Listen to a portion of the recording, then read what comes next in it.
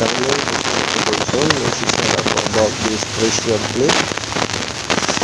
So kailangan guys magkaparehas ito yung pressure plate dahil ang resulta guys ay titigas yung clutch ninyo. So yan yung share natin sa inyo. So kailangan yung pressure plate is parehas. So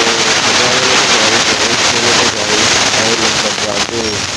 So kung napapansin ninyo, may voice na guys. Allow nyo na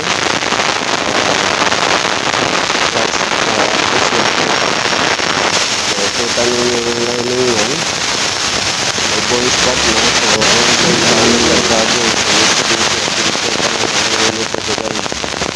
Kinabitan. Tapos kailangan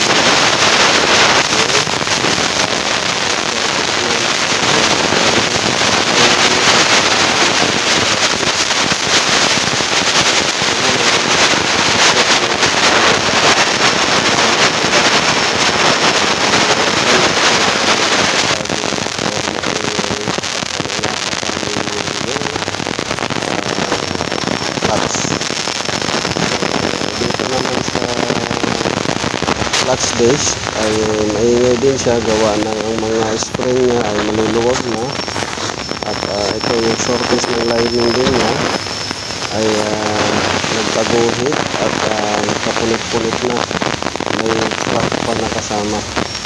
So yan yung resulta ng nagbabragi.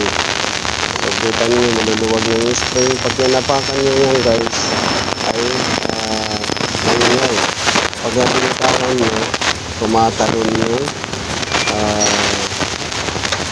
ano niya, ang sasakyan tumatalon, gawa ng nabibigla pag napakan nyo dahil hindi napangkal yung driving base at saka yung pressure plate shortage na pati itong lining. So yung symptoms nito, pag napakan ninyo maingay, pagka binitawan ninyo tumatalon yung sasakyan o nabibigla siya pagkapit, tapos habang tumatakbo may maingay doon sa bell housing dahil doon sa mga spring na yun. So sana nakakuha kayo ng kunting kaalaman guys, lalo na sa mga car owners at sa mga baguhang mekaniko. So pagka ganyan yung sintomas, ang sakit niyan ay doon sa pressure plate at clutch lining, pati na rin yung lining. So this is Tutuboy Show. Sana nakakuha kayo kunting naman. God bless. Salamat.